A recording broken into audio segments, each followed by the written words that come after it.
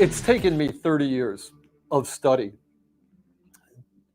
without myself being a CIA officer to try to understand how the CIA operates. You have to read dozens and dozens of books. I mean, it takes years of study to understand how the CIA operates. So it's virtually impossible to explain it in a few minutes. But they do. The CIA is organized in a couple of, in a particular way that allows it to do the things that it does. First of all, it operates outside the laws of the United States. The Congress has given the CIA the right to commit crimes in foreign countries and also not to be prosecuted for those crimes in the United States. So the entire judicial system in the United States has been structured to allow the CIA to do these things. It's not that a lot of people frequently refer to the CIA as somehow being a rogue agency or doing things without approval. But the CIA, everything it does is approved by Congress and the executive and the Supreme Court. It has the complete backing of the three branches of the United States government. No law enforcement branch in the United States, including the FBI, can prosecute the CIA for any crimes that it has committed. So you have to understand what the CIA's mandate is. It is given a mandate to do these things. It is allowed to do these things. You just can't know about the things that it does. Welcome to another episode of You Left Shit Out. So far, it might actually end up being a Nick and CJ show. We'll see if Nick is able to join. Out doing something with the fam, so we'll see if he's able to join in a little bit. But got some interesting topics today. Very interesting topics because it feels like both topics we're talking about strategy.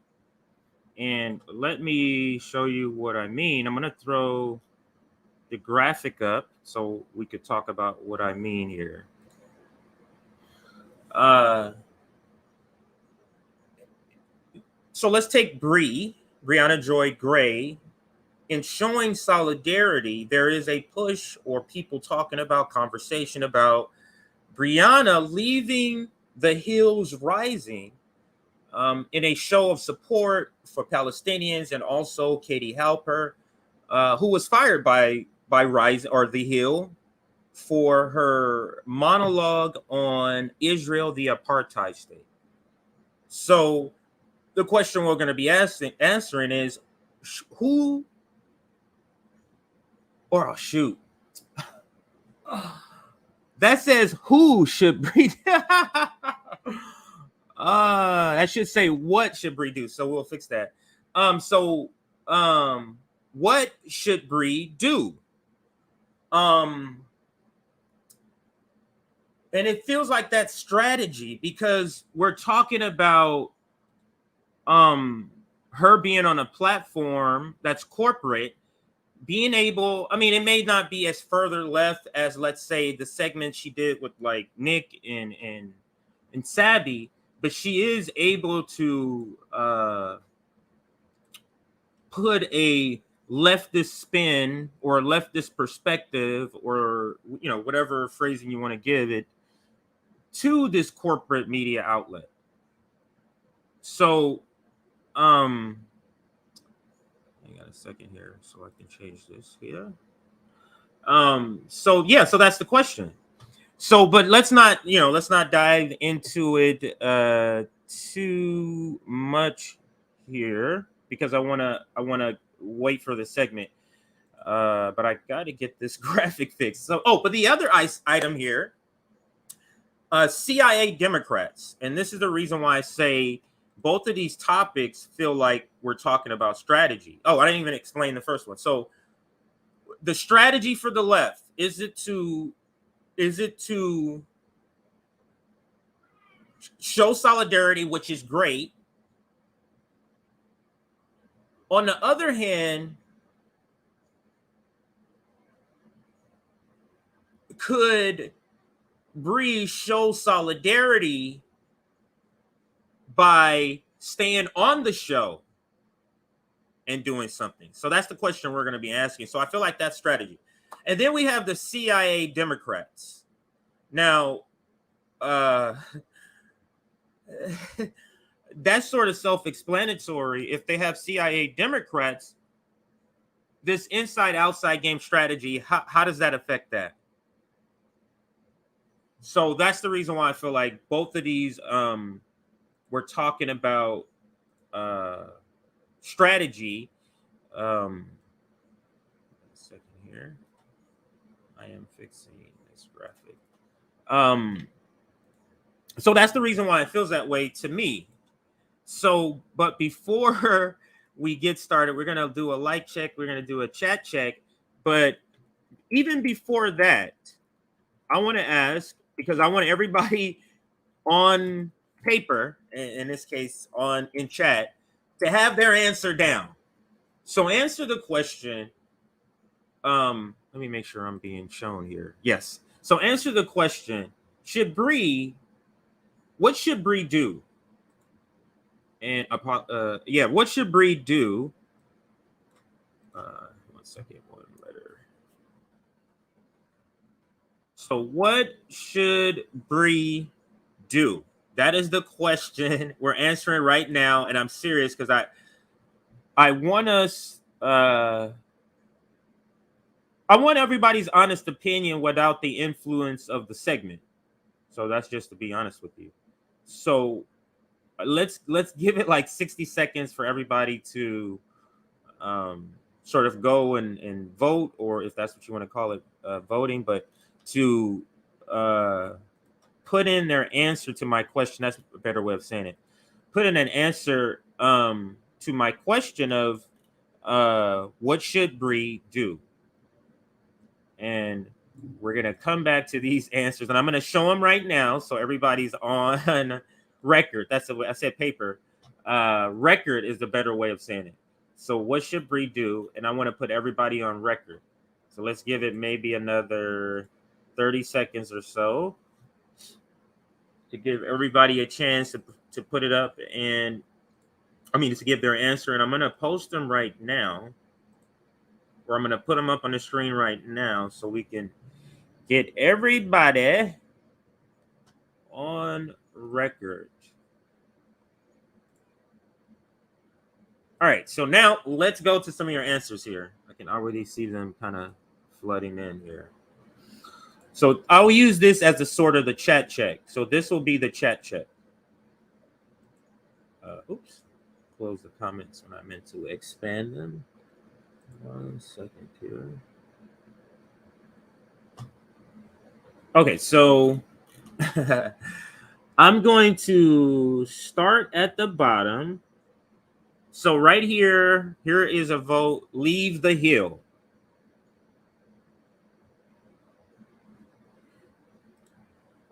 The mainstream media should be left to die, not left as in left of politics, left to die as it's happening for CNN.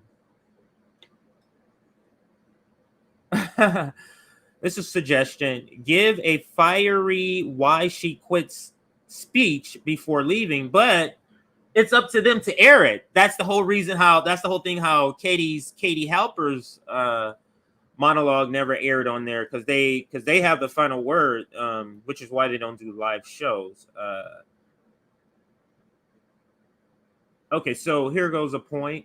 Jimmy Dore stayed on TYT until his ability to counter their narrative was revoked by Cenk.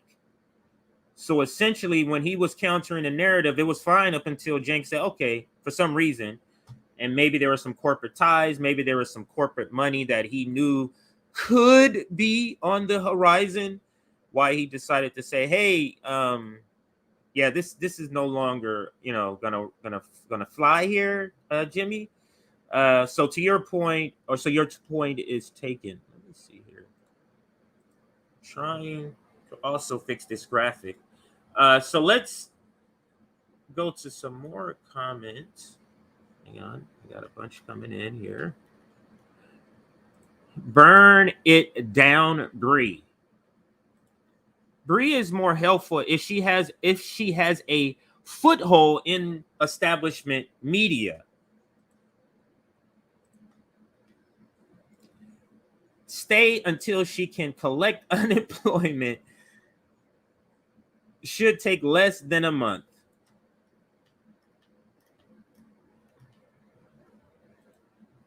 If I were Bree, I just spit out anti-imperialist, anti-police state stuff until they fire me.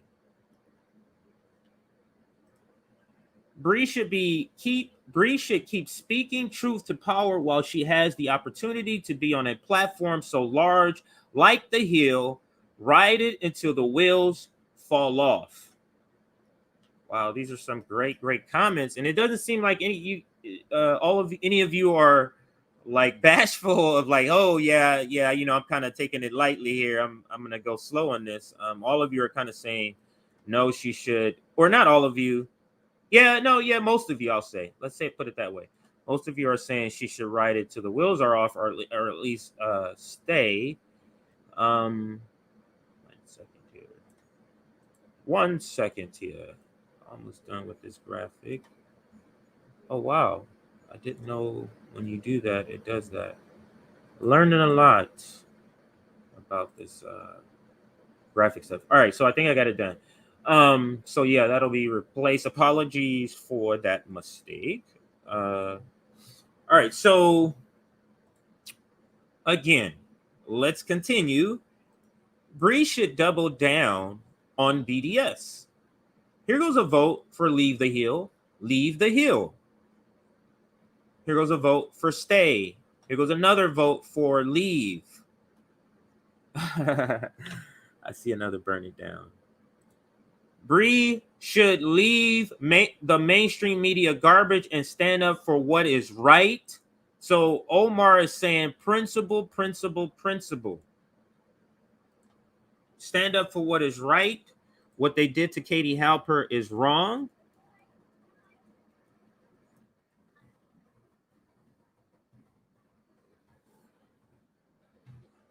So I get it. Now, this is what we're answering. Bree should leave or go. So it seems like we're already into it. So I'm doing a chat check and I'm doing, sort of diving right into the conversation because these comments are great as a starter to what we're talking about here. So let me make sure I didn't skip anybody. Let's see. Bad cookies. Bree is, I'm going to translate, professional managerial class. If you think she will give that up and become revolutionary, you misunderstood who Bree is. She will only say so much and go so far. She will always be professional managerial class. Don't fool yourselves. This is so funny because this wasn't even the main story. But it looks like this is what everybody, because I woke up to this article, and I'll put it on the screen in the background here.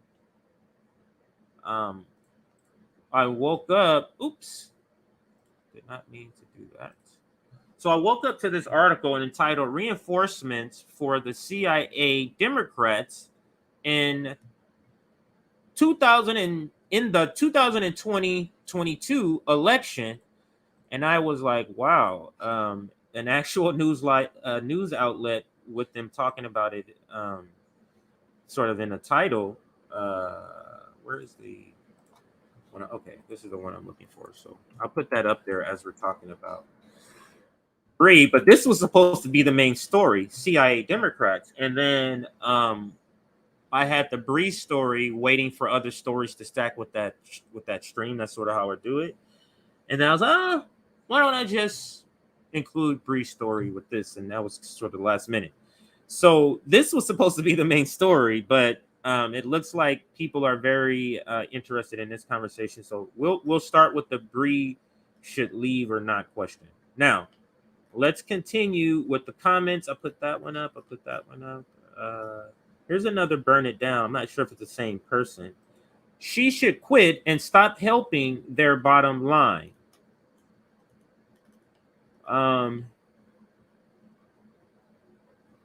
If any of you watched the interview she did with Aaron Mate, you will have noticed how very careful she was in suggesting that America is an imperialist monster. Here's another burn it down. Kenneth, burn it down. I think that's Giannis. Leave the hill.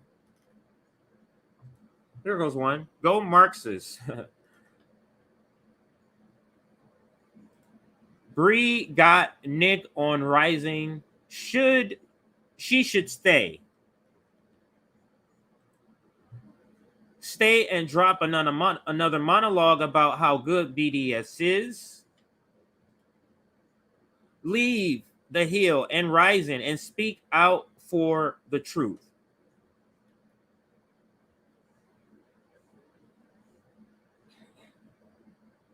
Oh wow, you throwing this one in here, huh? This one's from Ava, so I'm gonna put it up because I want to be honest with the conversation in the chat. That's why I put up comments when people critique me. I'll still put it up. So this is here. I don't think Briahna Joy Gray should not quit in solidarity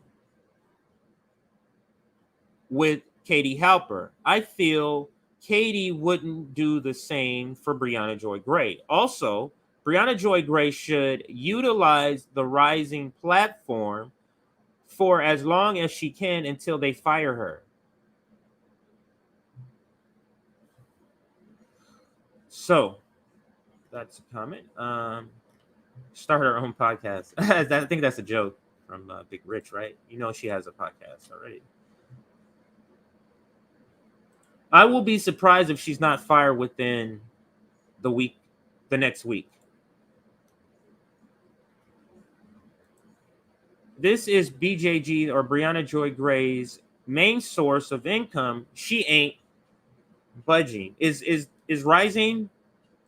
I didn't know that. I'm not well versed on the finances of the background. A lot of people over the leftist media people, I just don't know. From Jimmy to Bree to Katie to I just don't know what sort of money we're talking about here. Cookies, and I think this is to bag cookies. Bree and I will be sipping champagne and watching the hair pulling. Must be some inside conversation. The squad just used leftist language to get young people to fund the Democrats. That is a great point. Let me see if that's all. Okay, here goes some more. She should stay and do a segment on how Israel is an apartheid state. I'm not sure if that would fly. They still have final call. Bree isn't revolutionist. She won't rock the boat.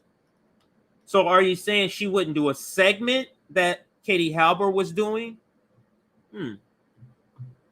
Interesting. Bree should stay.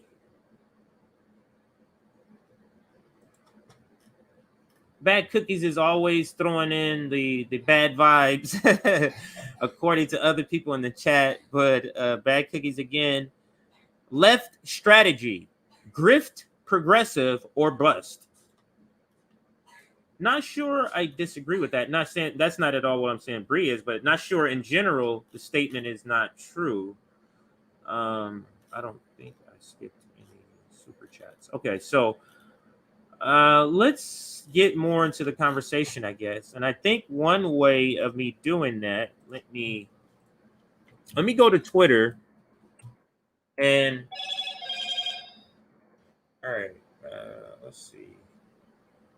Okay, I got to keep that sound on because I just got to keep it on for waiting for something. So let's see. Maybe not.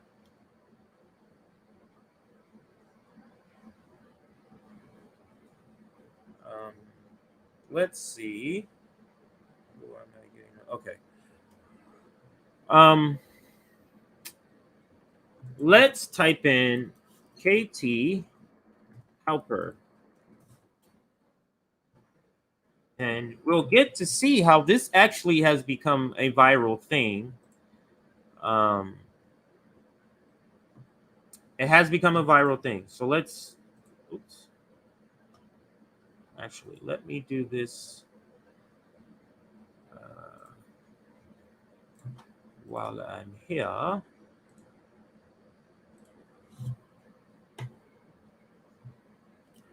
Sorry, everyone. Page is opening up a little slow here. So let's give it a few seconds. We can close that. That might make it a little, okay. Yeah, closing that did make it open a little faster. So there is one thing I did forget to do in the beginning. That is to shout out a few things, and that's our Substack. If you want to be notified of when, oh, right there, scrolling at the bottom, but I'll give it a stagnant shout out here.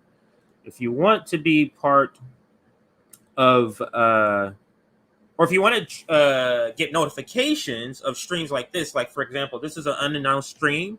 So those that are watching this on replay and you're like, man, I wish I could have watched this on live.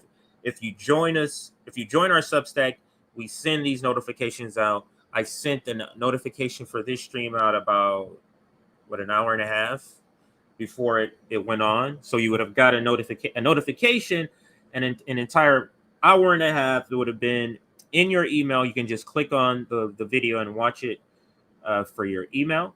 So join our Substack for that. Like the video.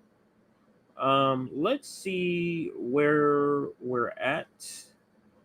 We are at 118 likes, 266 people.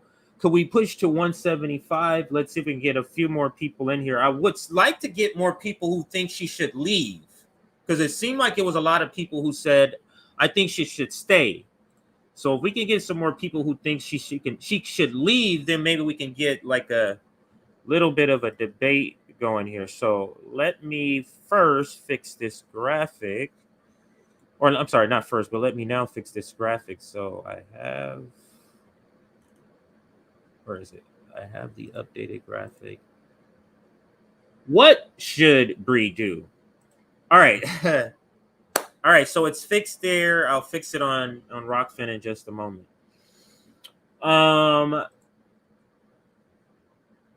Let's now, this is Katie Halpert. She wrote something on the Daily Beast, and she posted this yesterday. So this is on the Daily Beast, but I'm looking more for video, so we can get a little video, and we may cover that piece a little bit, but let's sort of hear the backstory. Oh, delivered. Just in case you still may not know all of what happened. It's a 2-minute video that kind of tells us what's happening here. Okay, so just to get you caught up, let's listen to Bree.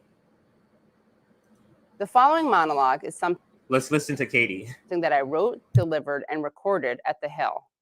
It was then censored, and I was then canceled and fired.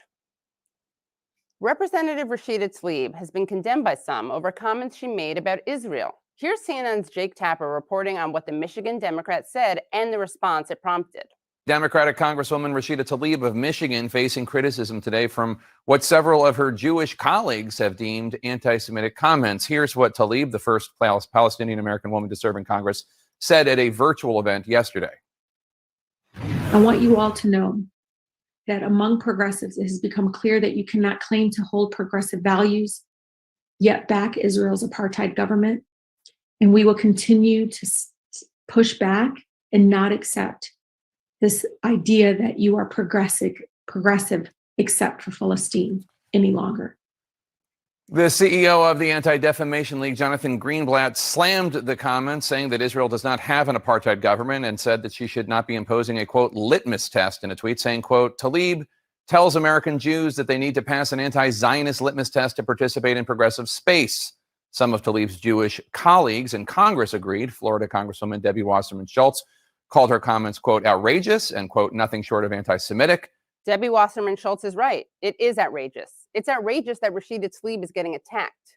Tlaib is merely stating that Israel is an apartheid state and that people who claim to have progressive values cannot support an apartheid state. No matter how loose a definition of progressive we use, it certainly excludes supporting a racist apartheid system. What's outrageous is attacking Tlaib for pointing out that progressive except for Palestine is an intrinsically contradictory position. What's also outrageous is that the Anti-Defamation League's Jonathan Greenblatt would claim that Israel is not an apartheid government. What's outrageous is that Jake Tapper would accept Greenblatt's judgment as the truth and not propaganda that needed to be pushed back against. I understand that Greenblatt and perhaps Tapper feel like Israel is not an apartheid state, but unfortunately for them, apartheid isn't about your feelings. It's about facts. So that's Katie Halper, and she's talking, and sort of it's edited, but it's a lot longer. So she goes to the Hill. She's been doing this work, part-time correspondent or analysis. I don't know what the title was, and here's a monologue I want to do. It's about what's happening to Pramila Jayapal, but then she goes into why Israel is considered apartheid state and talks about all the organizations that say that classify Israel as such. Delivers it, turns it in, and they say, it's not aired. And they say, we're not going to air this. And then I guess she asked, like, can she talk to them about it or some sort of pushback about it? And then the response was, you're fired. Your services are no longer needed. So then she goes through Breakthrough News and they allow her to do this monologue. And now people are still talking about it. She's at Daily Beast, has written this article. And so now this is where Bree ties in. So people, I think, is it right? Somebody else left. Can't remember who. In solidarity. So the question now that's going on the left is, what should Bree do?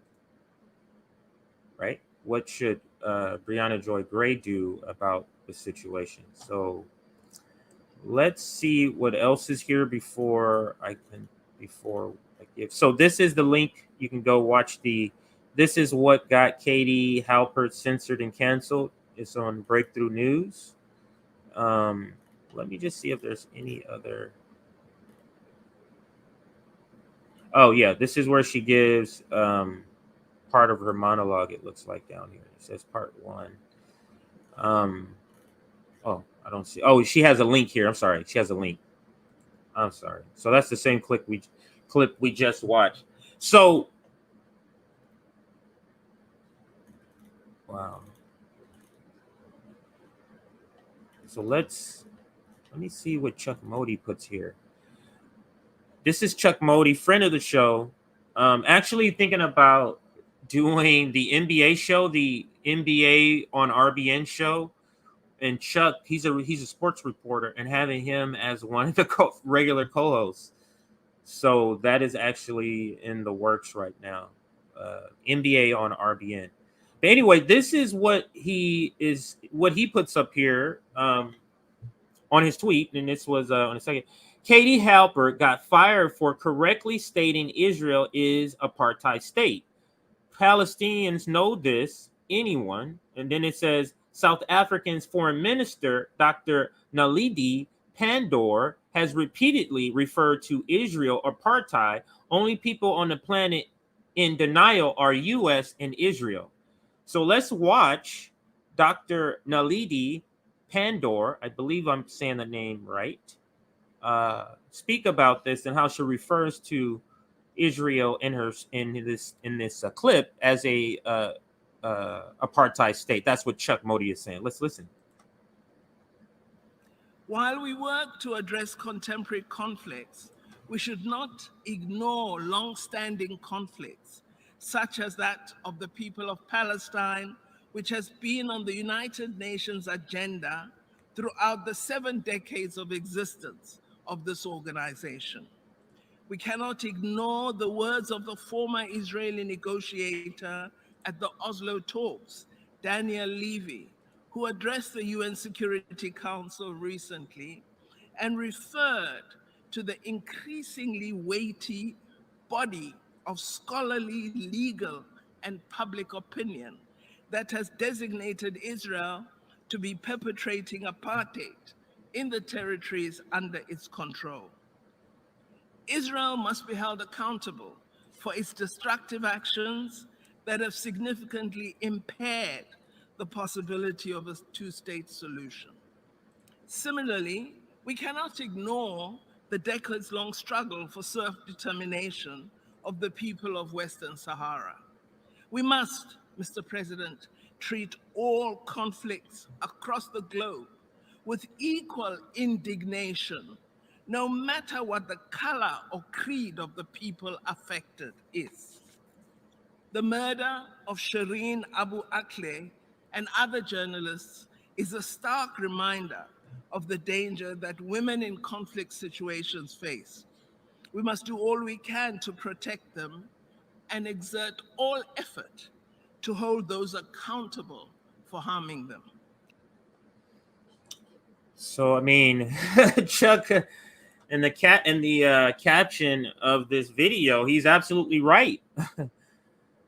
Like, everybody, only people on the planet in denial are U.S. and Israel about them being an apartheid state.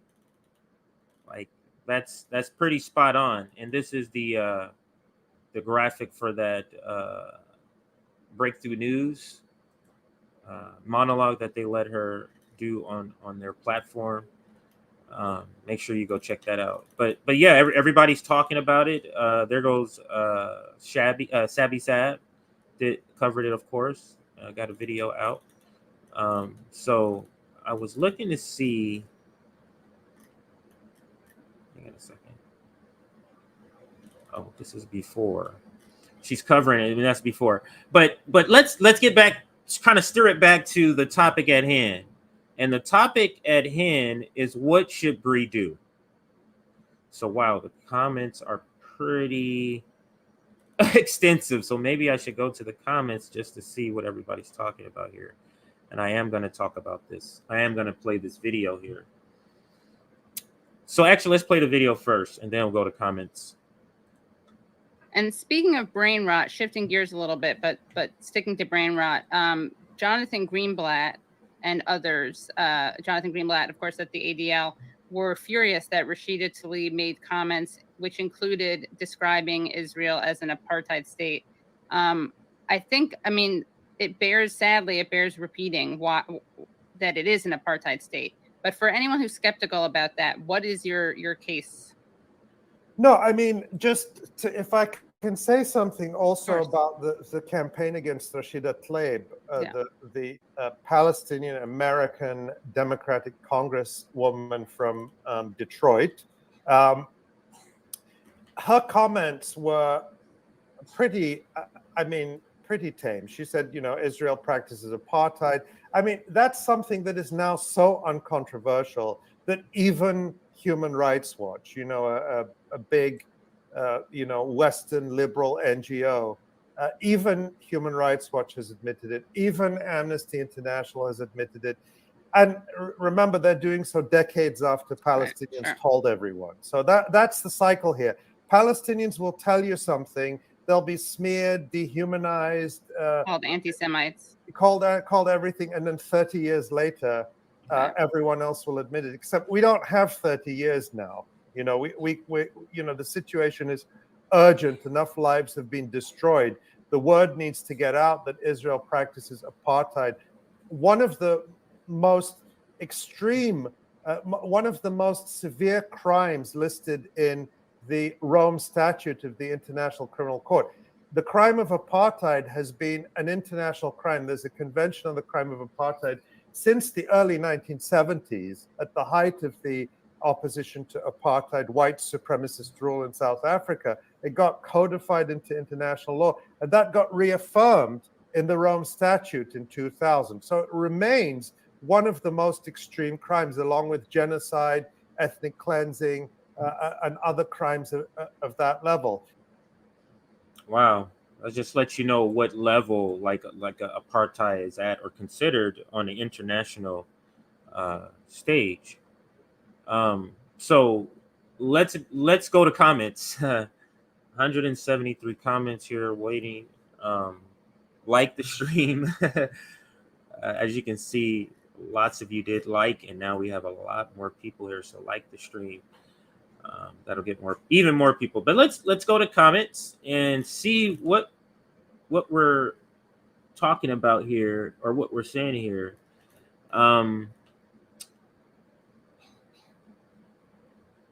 They'll end up on breaking points in no time. Are you saying Katie and Bree, or Bree or a Katie only? Like maybe be a little more specific. Israel has adopted their former captor operating system.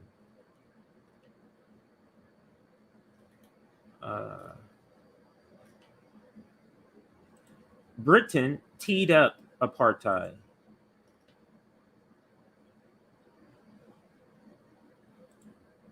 Not a fan of BJG, but I agree with having our views on a giant outlet is a plus.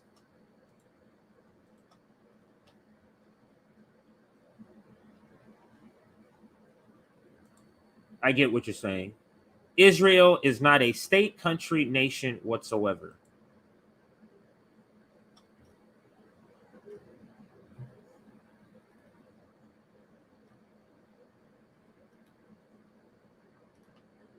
Okay, so this is actually a major L for Israel and censorship. The mask is definitely off.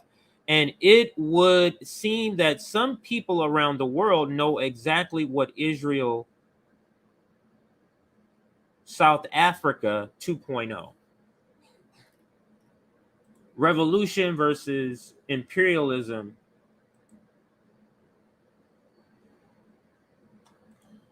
All I know is that they're both part of the professional managerial class and don't care about working class. I haven't seen you in the comments in a while. She's back. She's black. She's black is back. Leftism isn't real.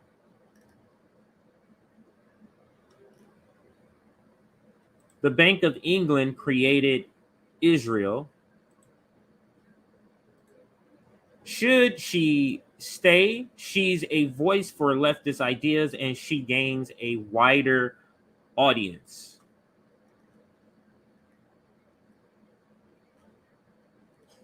So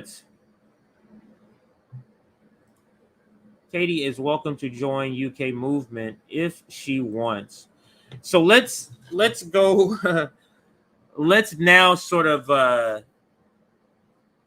go to the question. I kind of want to take it at a pros and cons kind of thing. And actually, let me see if I posted this. Hang on a second here. Someone posted the corrected flyer. Oh, yes. Hang on a second here. What? So let's delete this one. I know you can't see what I'm doing, but I am uploading the right graphic here. And also giving people time to like this stream. Please like this stream. I'm trying to get some more people in here to talk and possibly. Okay, so now let's put the right graphic.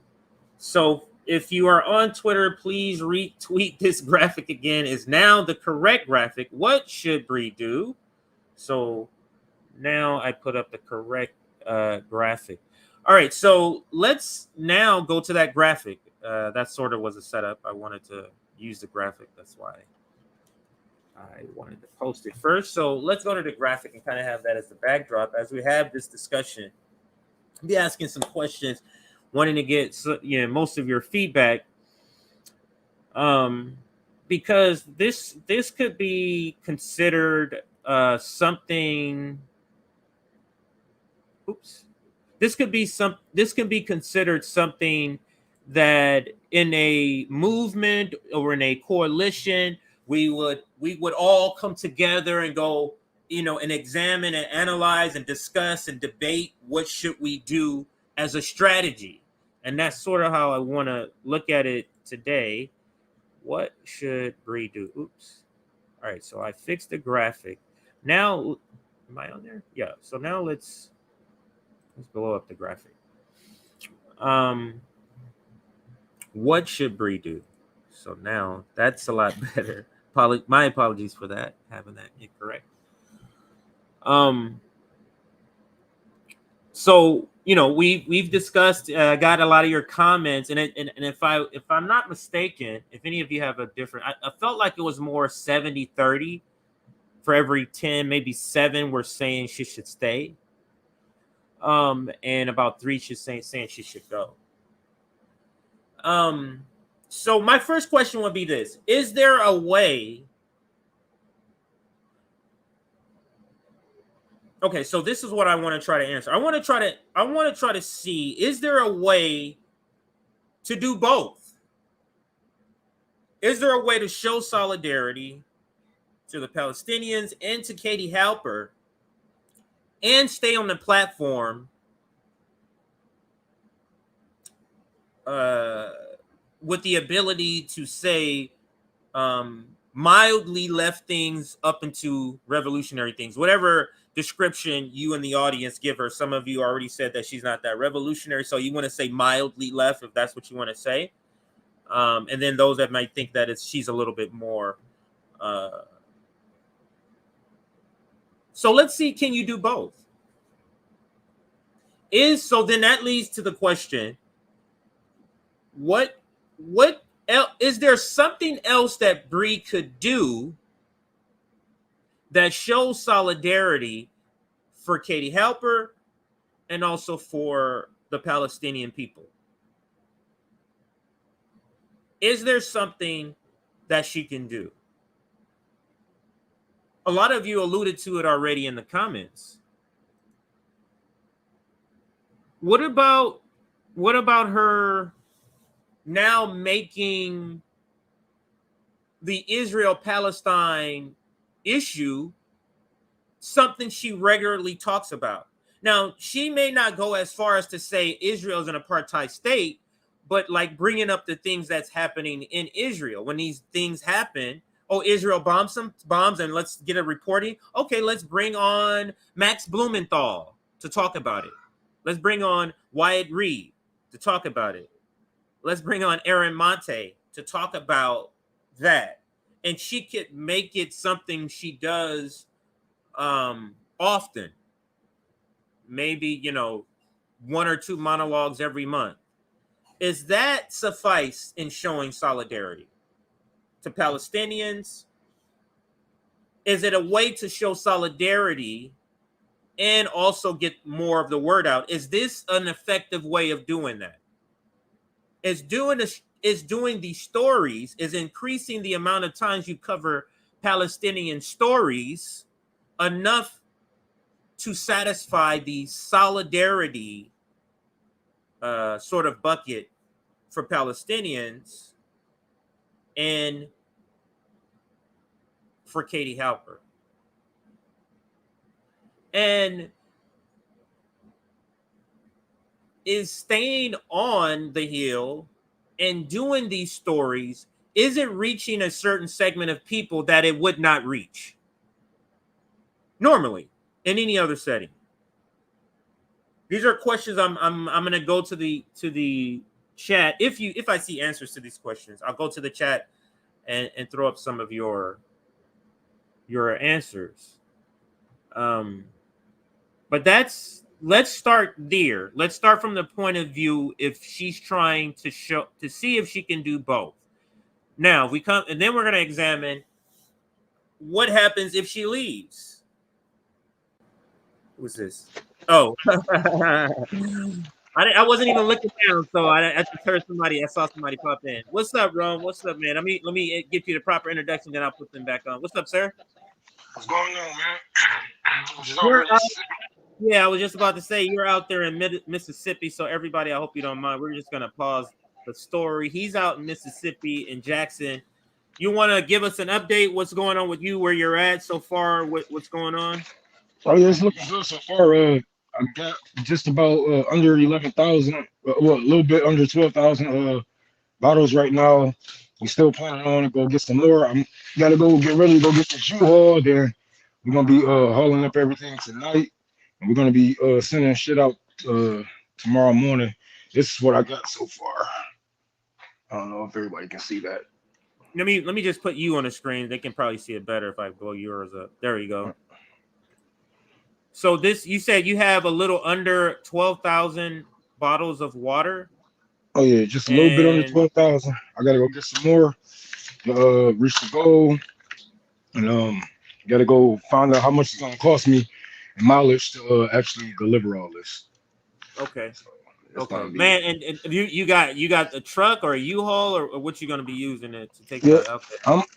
I'm still raising money for the U-Haul right now because that's gonna be a motherfucker. Because I'm gonna have to get the biggest U-Haul. Then I'm gonna have to drive around a couple of spots, drop off spots and whatnot.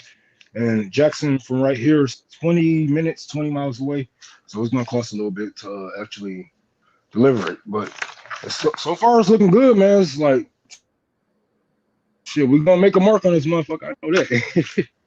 Yeah, it's going like. I know you're giving it out on the flyer. It says downtown Jackson. Do you have a particular place yet that we can tell people? You have like an address or something else you have, like just an area or a place to go, name of the place to go to? I don't have an exact address right now, but if we do another show, I should have one a little bit later because I'm still trying to figure out where all the spots are at. You know, I'm waiting for Stan to get off of work so he can tell me when the spots we're at. We're gonna be, but it's gonna more likely we're gonna be meeting up downtown, probably somewhere where it's a park or something like that, so we can actually meet up and it won't be, so suspicious because it has been a couple of activists out here that was saying that they was getting arrested. They was getting pulled over, from going to go help Jackson and whatnot. So what? Yeah. You see what they do? Getting pulled over. They don't want you to bring water to your fellow humans. Yep. They said they confiscated and said that these people was trying to sell it. They say that you don't supposed to move certain things across city lines, state lines, and depending on where you're coming from, they take your shit. They take your water and more likely resell it. Yeah. Man, this is crazy. Maybe I don't know how Cooperation Jackson got, or if they already have like a location down there, but maybe I don't know if you ask somebody that cross state lines to see, because I know he's one of them that cross state lines. I don't know. Maybe ask him what's going on with that, because that's crazy. You're kind of breaking up a little bit, Ron. I'm about to go. I'm about to ask them tonight. You're breaking up, Ron.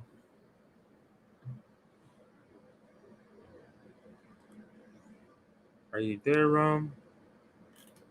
Yeah, I think he cut out. Okay, so when he gets back, if he gets back, we'll he'll pop back right in. Oh, there he goes. Okay, so I'll pop you back in. There he goes. So it cut out for a second. Okay, so we heard most of what you were saying. But that's good, man. 12, close to 12,000 bottles of water, and you think more is coming in, or you think that's going to be it? Oh yeah, we definitely gonna get some more. I just raised somebody, Gloria. Shout out to her. She just sent $100. Rudy just sent another $10. So we're gonna get some more water. I just want to make sure that I don't overdo it because the U-Haul, I don't know how it's gonna, like, water is like one of the most dangerous things to move. So if any of you guys want to go out and get some water for any city that's out here that need it, any people that's out there that need it. Remember that water is one of the most dangerous things to move. It will kill you. It will flip your truck. It will make you jackknife if you got a trailer. So you gotta be careful. So we're gonna make sure that we have enough room for the U-Haul to actually breathe and whatnot. So we won't, overdo it, overpack it, and it's just gonna get dangerous when you're going through those loops and shit like that. It'll turn over. All the water is shipped to one side. So All right. Well, everybody love your shirt. You got a couple of people shout out say love the shirt. So good looking, y'all. Good looking. Y'all can find it on. I got this from my girl got this from Amazon. Amazon. You can find it on eBay, Amazon, all that shit. Yeah, but I just popped in to give a heads up. I'm about to get ready to dip out. I'm about to go get this U-Haul, and I have another update once we all packed up, just about ready to go. I got some comrades there. It won't just be me and Stan. So if y'all want to help, we're gonna be in Jackson, Mississippi. If y'all you're breaking up just a little bit, Rome. Inbox me, DM me on Twitter.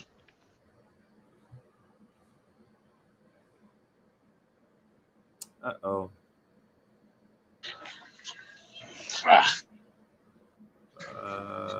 I can hear you a little bit now. Better? Okay. I can hear you now, but All your right. video is just like a picture. I gotta go because I'm fucking up this show. But no, you good. Because Anita's just recording. There we go. Now it's back to your video. We're gonna keep y'all into it this one. We're gonna see how the shit goes. Hopefully the people get what they need. Yes, sir. All right, Rome. Thanks for being out there on the ground. Tour for the Poor, RBN, doing this work. Rome's out there. So Jacksonville, some water help, a little bit that we are able to contribute. We are coming to help. So, all right, Rome, I'll put you in the back, sir. And then whenever somebody will be streaming and just join later. Oh yeah. For any updates. I'll be back. I'll talk to y'all later, man. Good looking. I ain't gonna pull a Nick. I ain't gonna pull a Nick. I'll put you in the back. Yeah, don't cut us off. We were live and Nick cut him off, cut the stream off. So yeah, that's what he was referring to. So back to the topic here. Just great work. Rome is still doing this work out there on the ground. So back to the topic. Can she do both? So let's go to some of your questions, because before Rome joined us, the question was, can she do both? Is it suffice to increase the amount of stories you're doing about Palestinians? Does that suffice as showing solidarity? That's sort of the question. So let's now see if we have any comments. Let's see. Oh, I have to go back even further. Okay, here, I think this is it.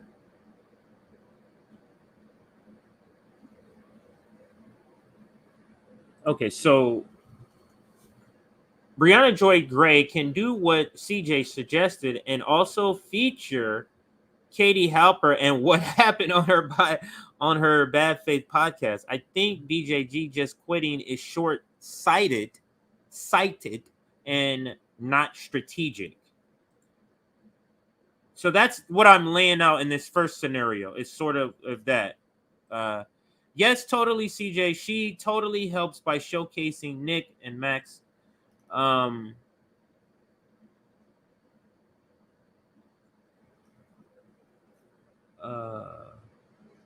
more Rome comments. I'm going to come back to those Rome comments, but let's go back to some more BJG. BJG or Briahna should stay until she's fired. I think Katie approves. Quitting only helps the heel. Briahna Joy Gray will have a live stream at 6:30 Eastern, 3:30 Pacific on the Bad Faith channel on YouTube titled "Should I Stay or Should I Go" with Katie Halper. I think because I thought I saw that, but I thought I saw that on Call-In is what I think. I'm pretty sure it's on Call-In. But what either the case, she is having something later today.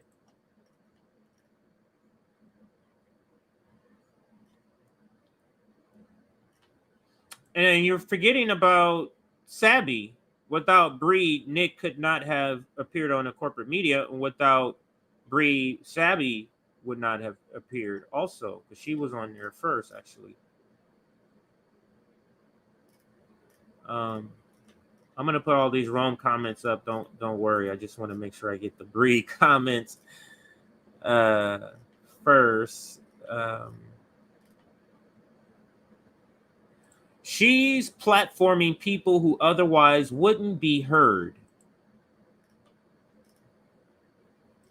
I don't know what happened to that guy Virgil. That's a good question. I have not.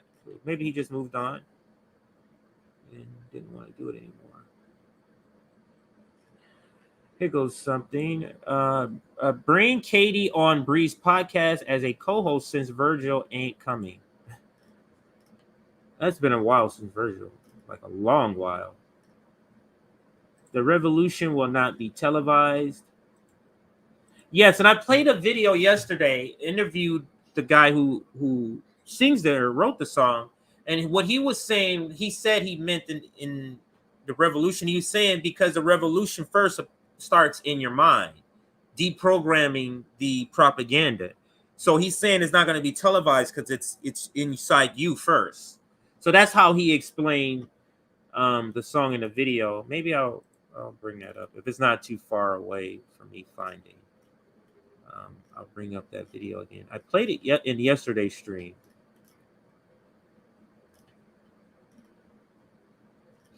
Okay, so I don't see any more. Let me go down to the bottom.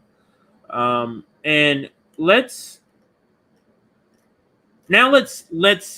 I'm not sure if I got enough answers, but now let's add in this part. Now let's say she leaves. She leaves the Hill Rising. She now is just doing her show Bad Faith, which like she was doing before she went to Rising. And so you'll be getting more content possibly on her own channel. What happens to Rising? What voices on Rising will they get to replace her? They still have Olayemi. They still have her that occasionally appears, I think. I'm trying to think, is there anyone else? Katie Halper's gone. Is there anyone else? Kim's gone, if you consider Kim leftist. So what type of content will that audience be missing if Bree is gone? If Bree is missing, let's see what Bree is missing. What they know about the leftist perspective on Venezuela if Nick did not school Robbie? Would they know that there's people and women of color who do not support AOC, Michelle Obama, the Obamas, the progressive Democrats at all if she didn't bring on Sabby?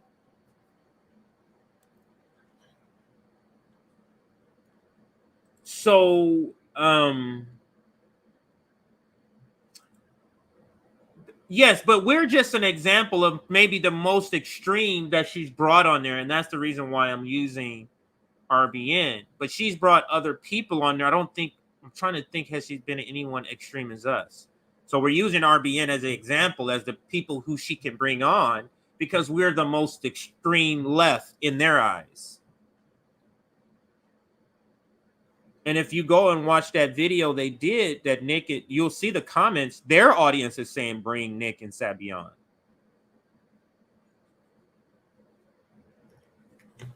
So, she is. Oh, she's gone. Oh, Journey Williams says, Ola Yeme is gone. See, I don't keep up with the Hill that much to even know that.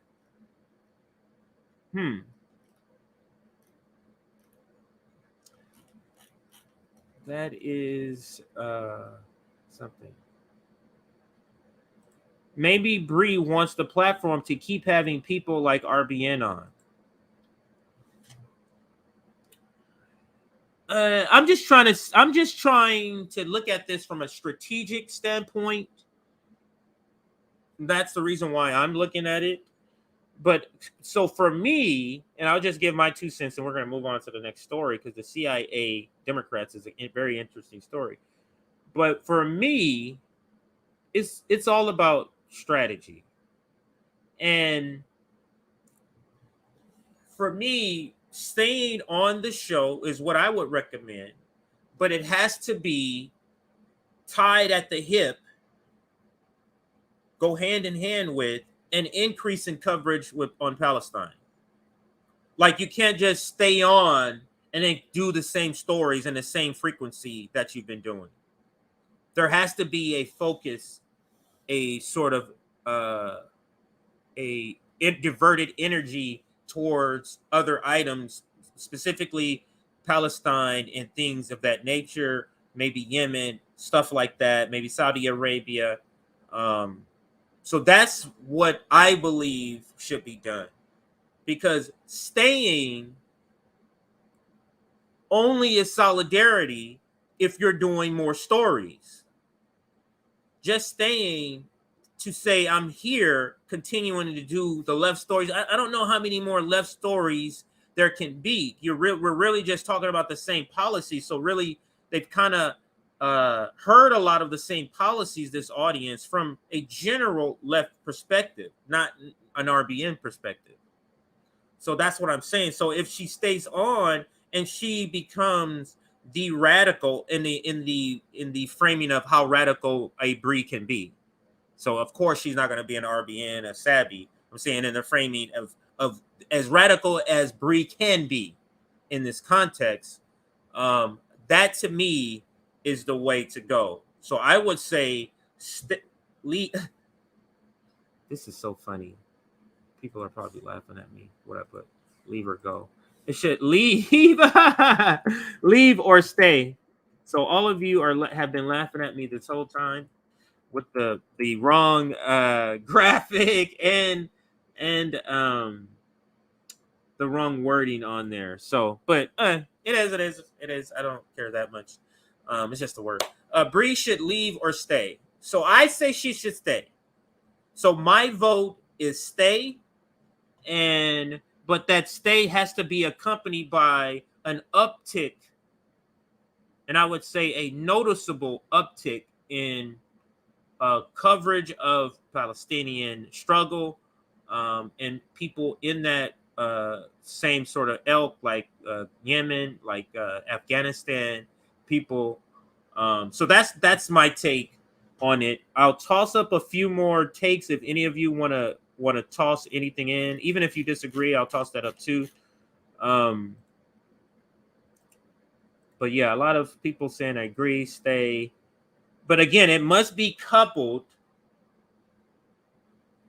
It must be coupled with that. It can't just be stay. And I know where Pilgrim has an LOL, but it must be push boundaries. Yes. So it has that's and let me see what this. I think somebody disagreed. I like to put people that disagree. Nah, CJ, I loved it. I got kicked out of it. Bad cookies.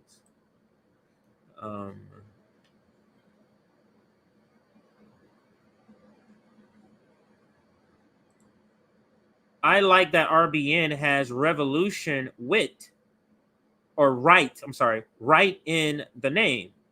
It lets people know we aren't reformists. And that is the whole point. When we were thinking, we were like, names, this and that. It was like, it needs to be something in the name that lets people know, like, we're not just a regular run of the mill. And there you go. Bree should stay till she gets fired or let go but please bring it, Bree. Like, bring it.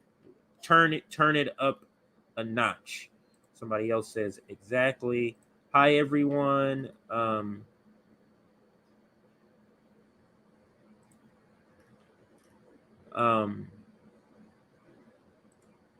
But Olayeme is on point when she speaks about the topic she knows, the topic she killed Jank with. Yes, and that's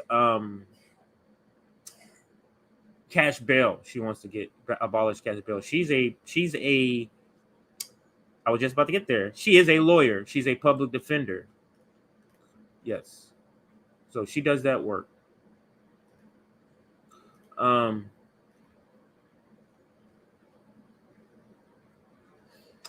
right, so I think I got enough people. I don't see any other comments, any new comments. A lot of the same people. I'm trying to see if there's any new comments.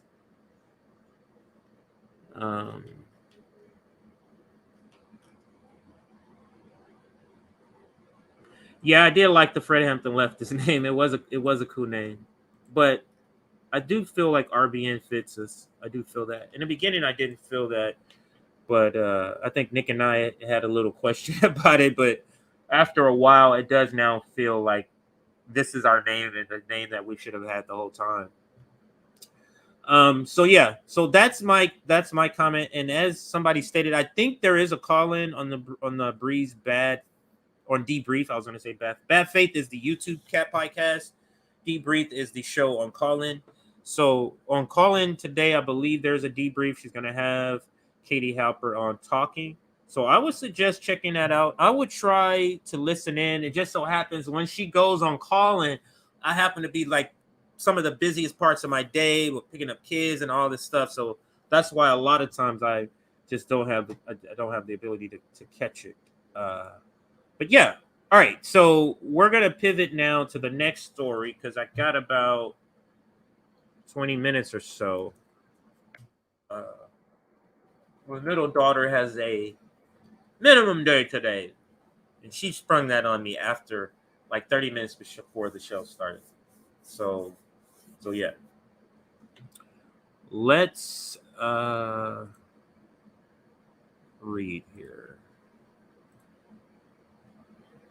Do I have it up there on the screen? Oh yeah.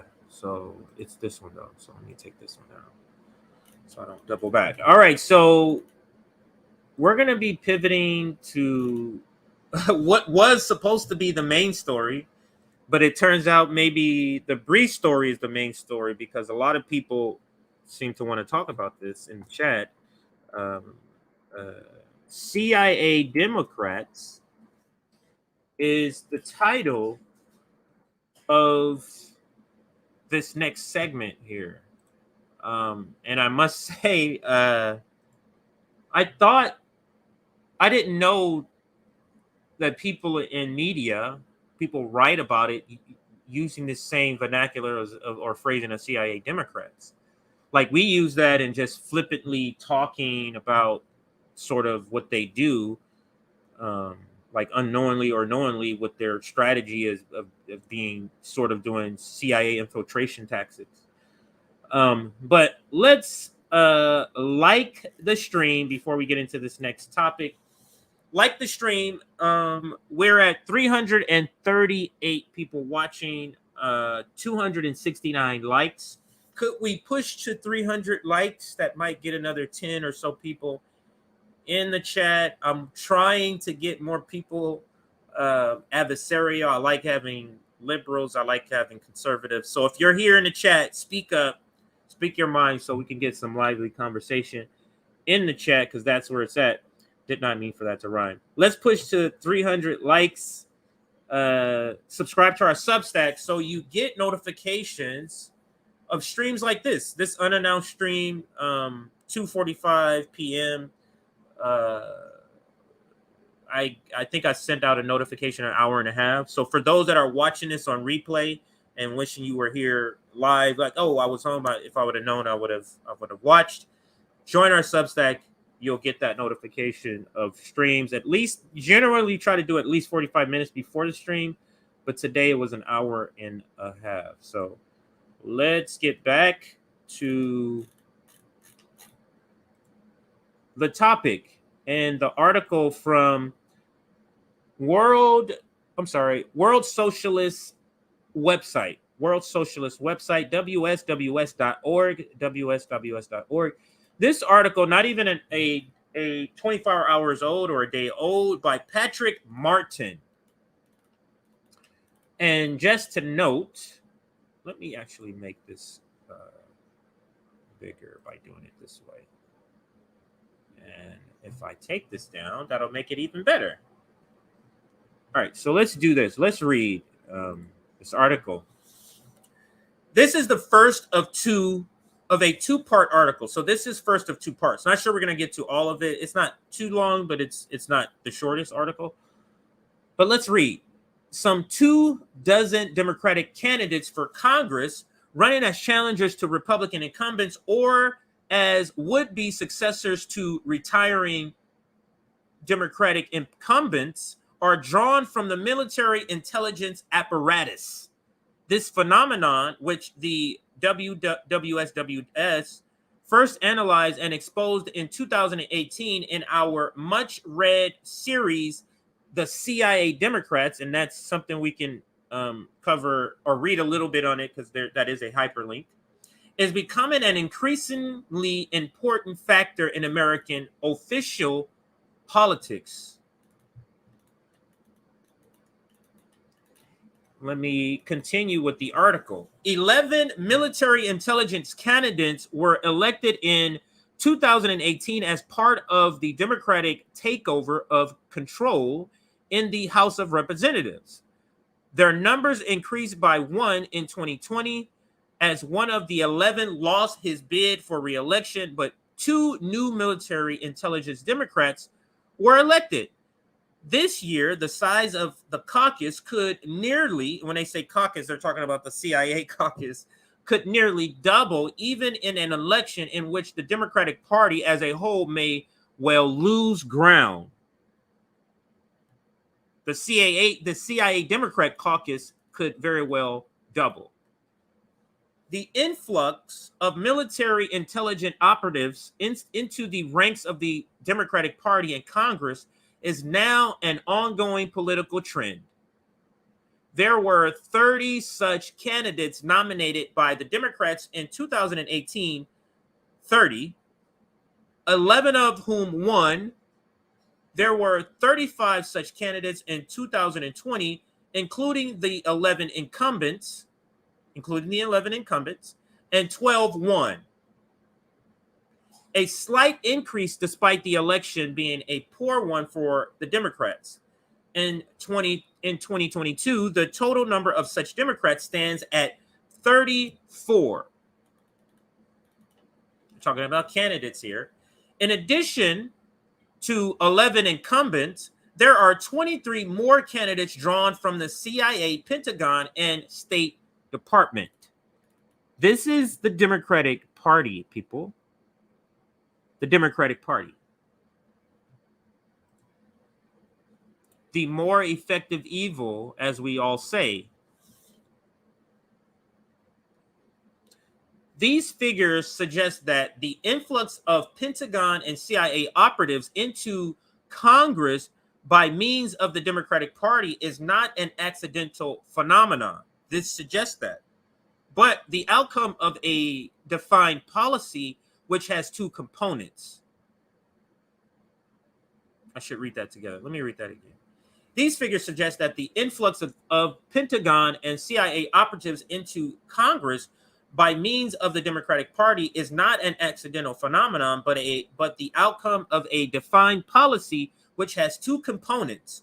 First, the Democratic Party leadership is deliberately cultivating military intelligence candidates and creating opportunities for them to run in democratically leaning congressional districts where they are likely to be elected.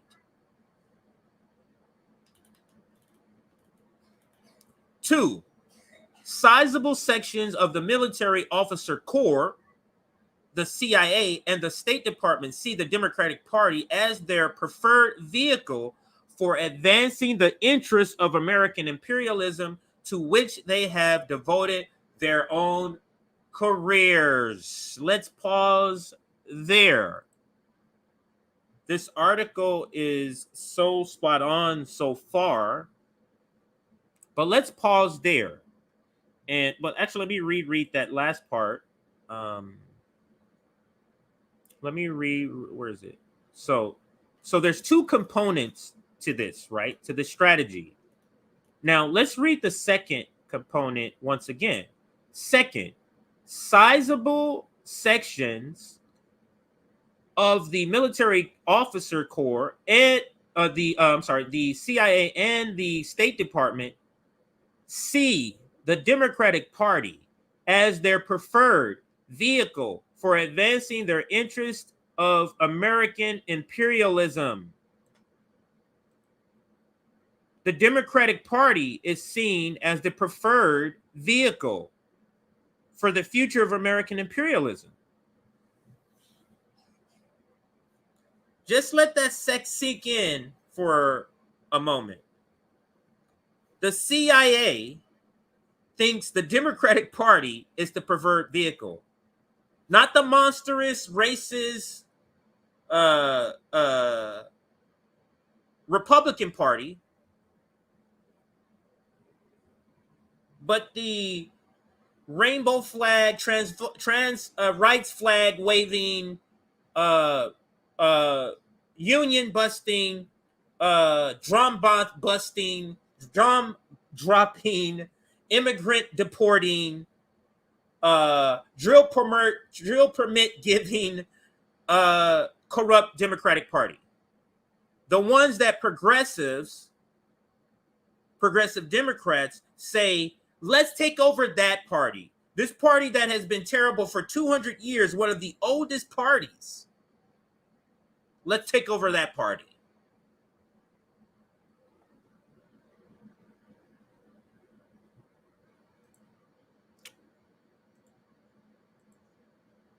Is this yet another reason why this duopoly thing? Let's give up on this strategy. David Sirota, Marianne Williamson, Majority Report, TYT. Like, even after this, we're still on this. So let's interject, and we're going to come back to this article there, right? Because a lot of people will. Where you get AOC? Why is AOC in this picture? Same website. Alexandria Ocasio-Cortez funds the CIA Democrats. Written by Eric London, one of my favorite writers over there so far. I don't know a lot of them, but a lot of the articles I reported on, he's been the writer of it. So this was written back in April of 2021. Let's read a little bit of this article here. And let's take this off. Let's go back to this here. So let's read a little bit of this article. Now, remember, this is back in April, so there were all of the date references is back to that. So on Friday, Politico reported that the New York Democratic Congressman and Democratic Socialist of America member, Alexandria Ocasio-Cortez transferred $160,000 in campaign funds to a slate that includes CIA Democrats, right-wing congressional Democrats with intelligence and military backgrounds. Politico reported that the contributions were unsolicited and were aimed to help keep the House majority ahead of a tough cycle. While Politico only lists Connor Lamb of Pennsylvania, Elisa Slotkin of Michigan, and Carol Bordeaux of Georgia by name, it appears, based on the report, that Ocasio-Cortez donated $5,000 to each of the 32 frontline candidates selected by the Democratic Congressional Campaign Committee in a high-profile midterm race. Let me pause there.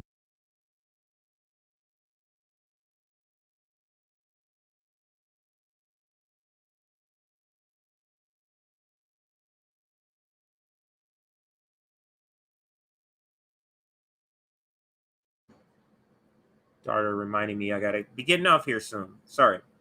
But back to the point.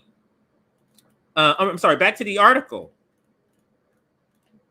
This list of frontline candidates includes many prominent CIA Democrats who the World Socialist website has identified as having been former representatives of the Pentagon and intelligence agencies.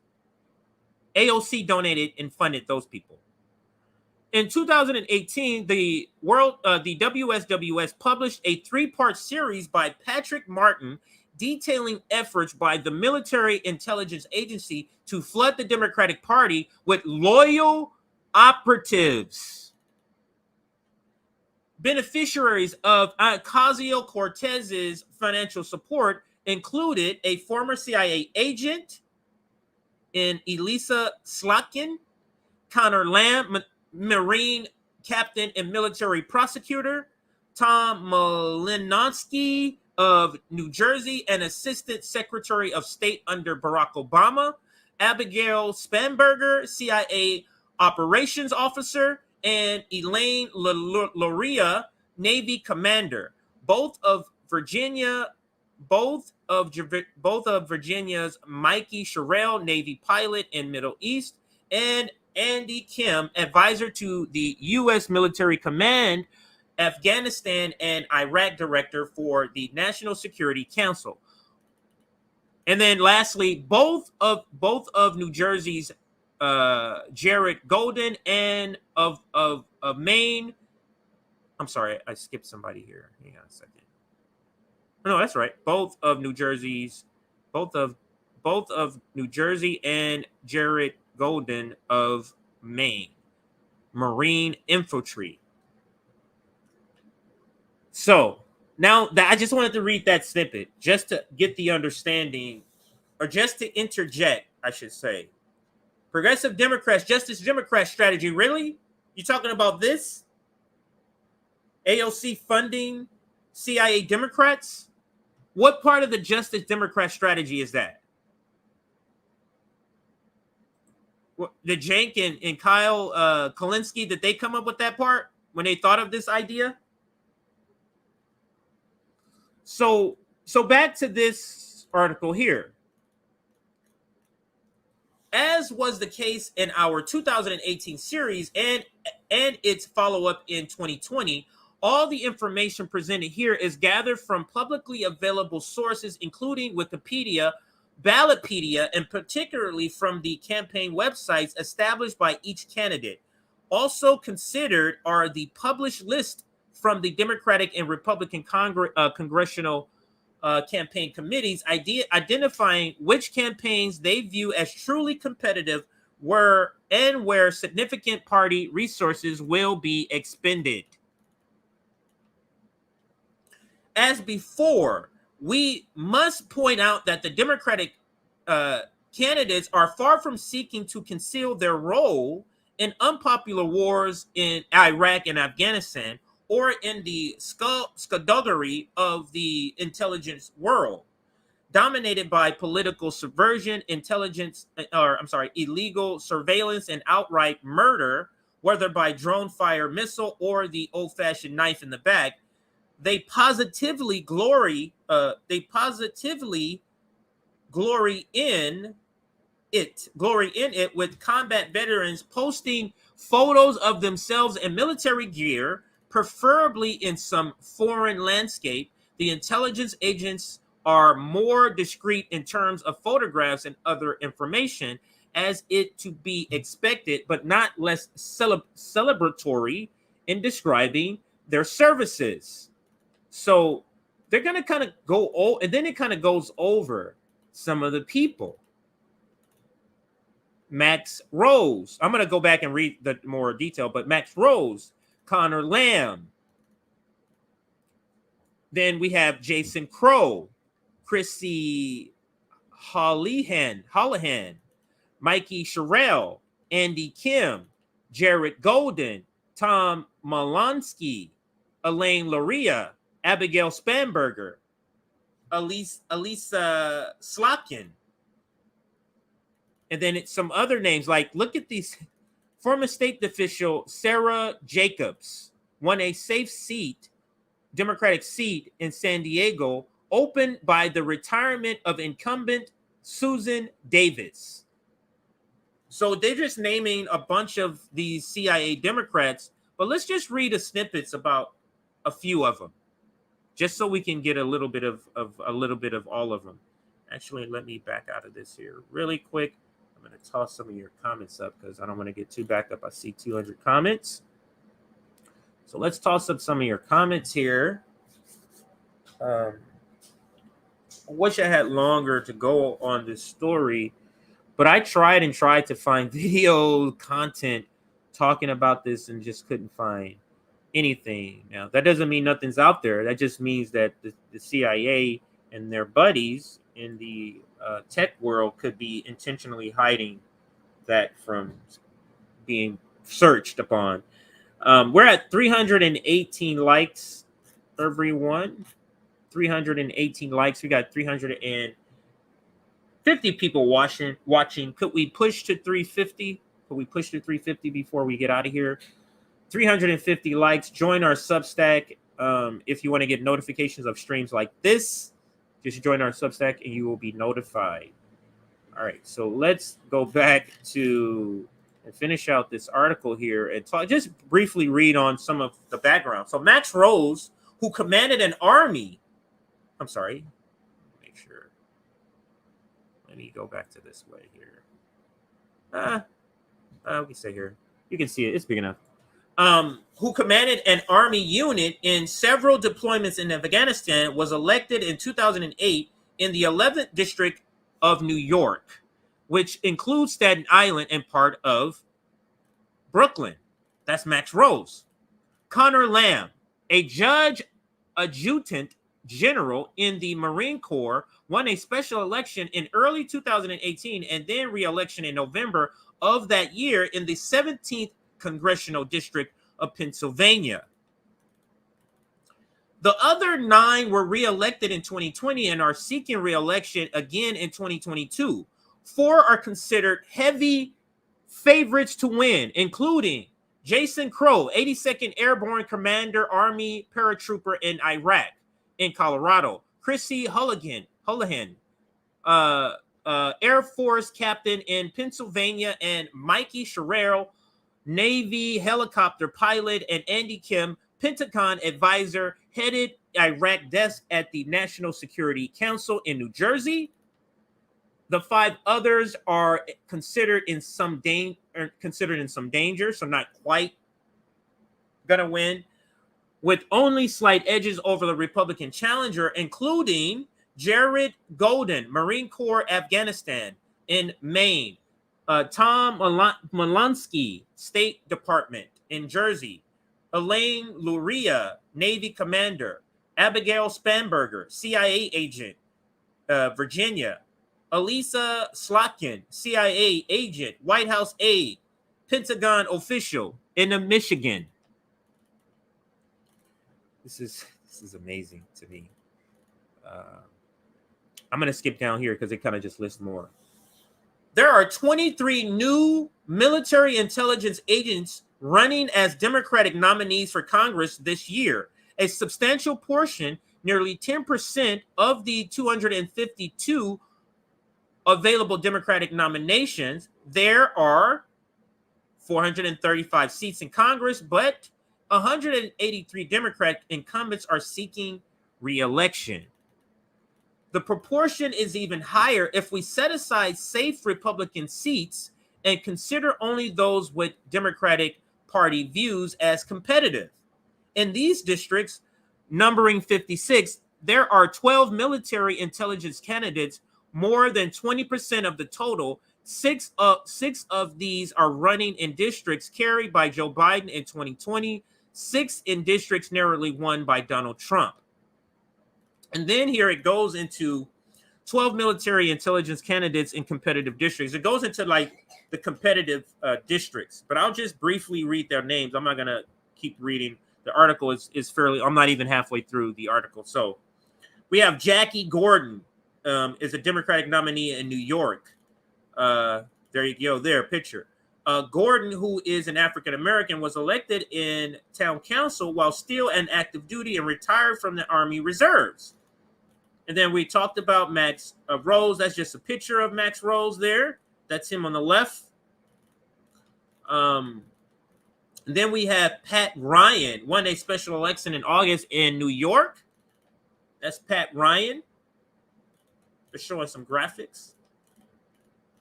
Francis Console is the Democratic nominee in New York's 22nd Congressional District. Let me see where it says. Which is based on the city of Syracuse. He is a career Navy officer graduating from the Navy Academy and serving on aboard several warships before joining the Office of Naval Intelligence. And he's pictured here, bottom right, with Special Air Force. Bottom right. So I'm assuming they're saying that's him here. Wow. And then they just go on to show pictures of more candidates. I don't know how we can still be considering the Democratic Party as a viable, they love to use this term, as a viable option for progressive Democrats and progressive policies. Like, this is such a huge, glaring, not even red flag. It's a bloody red flag. An imperialist red flag. The CIA thinks the Democratic Party is the party, the vessel they want to use. Just think about that. Now, I'm going to be exiting here, getting out of here. I got to go pick up the baby, or the middle one. She's not a baby anymore. But I'm going to close off that segment there. Just 2 segments today. That's all I had time for, because, like I said, right before the stream started, my wife, or I found out my daughter had a minimum day, so I have to go pick her up. So it is what it is. But I think I covered these 2 stories adequately. I didn't want to add too many and not be able to adequately cover these stories. I might revisit the CIA Democrats because I have a feeling there's going to be more stories coming out against it. Here is that Gill video that I spoke about. How about we end with that, where he's speaking about what he meant of the revolution will be televised. I think I closed out with this video yesterday. So let's close out with this video again today. Make sure you like this stream on your way out. Make sure you join Briahna Joy Gray's call-in tonight. I'm going to try to listen in. If I'm going to set something up so I can listen in to that show. So yeah, let's listen to Gill talk from his own words about what he meant the revolution will be televised. Maybe I'll let this video loop twice. But yeah, thank you for those that join, like the stream, join our Substack. This video, yeah, I think I'll let it loop twice. Is it going to be televised in the 90s? Well, you know, the catchphrase, what that was all about, the revolution will not be televised, that was about the fact that the first change that takes place is in your mind. You have to change your mind before you change the way you live and the way you move. So when we said that the revolution will not be televised, we were saying that, like, that the thing that's going to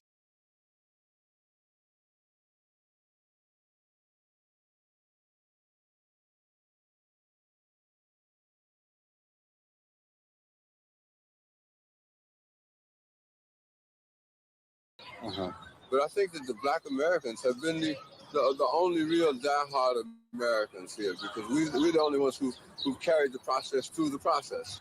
That everyone else has to sort of like skip stages. We're the ones who marched. We're the ones who carried the Bible. We're the ones who carried the flag. We're the ones who tried to go through the courts. And being born American didn't seem to matter, because we were born Americans, but we still had to fight for what we were looking for, and we still had to go through those channels and those.